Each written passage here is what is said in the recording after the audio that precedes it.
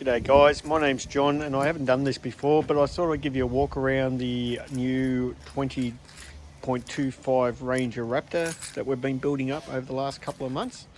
Being ISO, been a little bit bored, and I thought I'd give you an introduction on what we've done and how it's all going together. As you can see, we've got the Offroad Animal bar, which I'm extremely happy with. The steady lights and the steady light bar, which literally turns night into day, so extremely happy with the light output that the bar puts. And the Offroad Animal bash plate too, which works extremely well. You can see up there that we've upgraded because we've put the winch on, which is a Ranger winch. We've put the Petters coils there, which leaves the ride to be exactly the same as what it was, but it allows for the extra weight of the winch and the winch bar. Under here we had a bit of drama fitting the solenoid pack. You can see the solenoids tucked up there, I hope, and the wiring, it's all very stealth at the moment, and all very tight in there, but it all seems to fit. And we've got the external remote there. I've got an in-cab switch too for it, plus a handheld remote. You can see if you look in there too, we've fitted a wholesale automatics, fitted a auto trans cooler in there, which drops the temperature by about 10 degrees on average across the board. So yeah, that's the front of the car. Numplate goes down like that, so it's all pretty cool and very happy with it.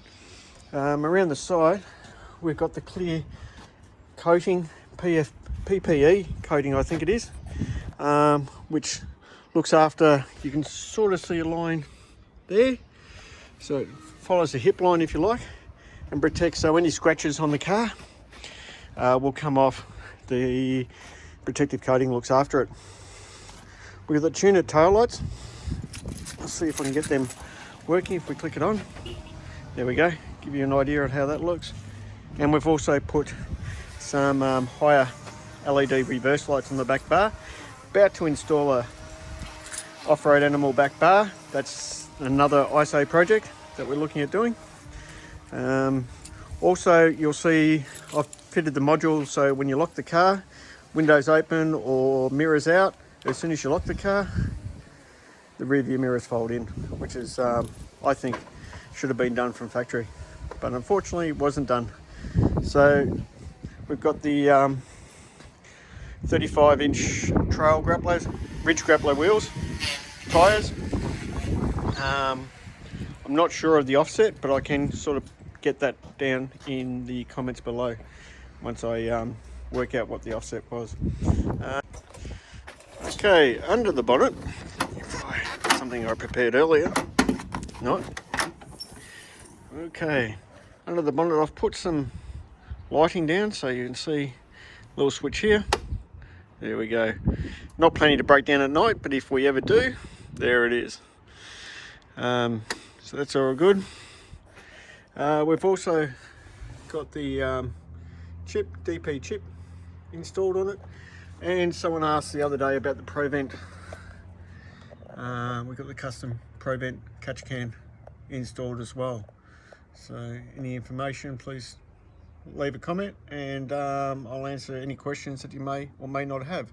What we've also done is unplug this little fella here. You can see it there. Unplug that little fella, and that stops the car from doing the stop start, and the alternator is continually working. You'll also see why we need the alternator continually working when I go to the storage area on the tray. Again, any questions at all, please leave comments below, and I'm happy to answer them along the way. I'm pretty sure that's all we've done or modified underneath the car at the moment. So it's got the chip and the Provent, and yeah, the lights. Okay, you can tell we're in Victoria, and especially Melbourne, hence all the face masks that we have to wear at the moment. Great fun, this COVID. Inside you'll see, I'm not sure if you can see, but we've got a little box down there plugged into the USB point, and that little USB plugged in there. Now that is a CarPlay 2 module. We actually hooks up to your wirelessly, hooks up to sorry, it wirelessly hooks up to your CarPlay, so you don't actually have it plugged in. I've actually got a wireless car charger here. You'll see this will actually go through its settings in a sec. Hopefully it will. There we go. We've also got the scan gauge up here. I'll let it do its thing. It usually takes about 45 seconds to work. But yeah, if I turn it on, the scan gauge 2 will actually flick on. Will call me a liar in a sec. There we go. Which gives you trans temperature, cold water temperature in Celsius, your EGT gauge, boost gauge, also do voltage and a whole other gamut of things to help you along the way. Great little device, had it in several cards, and any fault codes, you can actually find the fault code and also clear it. There's the CarPlay all hooked up remotely, and you can see all the apps are on it. This Sinjik app is great for off-roading. There's a great deal of apps, and it looks like it works in with Waze. Yeah, extremely good app if you're touring around. So that'll do its thing. So we'll get back to there. But yeah, great deal of apps, all on CarPlay, works extremely well. You can see down here, we've got the in-cab winch switch, spotlight switch, and the UHF, and I've placed the mic on a magnetic holder down here. Seems to work well. Plus we've got the trailer module out on the console here as well. We've got custom made seat covers purely because we've got 2 American staffies and another little puppy, and the last thing we want them to do is wreck, and they travel everywhere with us, wreck the interior, so that hopefully will protect our seats. Okay, when we're touring, in the back area is all customized as well for the dogs. So as you can see, I've got a platform system set up there for the dogs. The dealer was nice enough to supply me a jacket, which I'm really eternally grateful for. Underneath this platform, what we've done is I've seen online, and because storage is man about, you can see how easy it is to convert back. What we've done is I've got these locker boxes, both sides. And I've put a bottle jack under there, spray cans of WD-40 and silicone spray, a lot of tools, all in there, which have been a fantastic idea. You can see there on both sides. I'll also jump around the other side.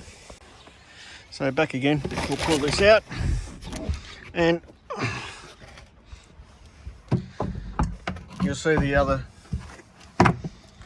here, got the thumper flat battery starter if ever required, which we haven't needed at all, but again, it's for remote travel if we ever have an issue. Cable ties and rags all under there, all that stuff that you're always looking for when things go bad. Okay, so if we pull this down, will it come down? No, it won't. Okay, if we pull this down, what you can see here is in that bag there is all my maps, Australia wide. So there's always paper maps. Tyre repair kit with dog turds, as I know them as, but yeah, puncture repair kit, ideal for remote travel.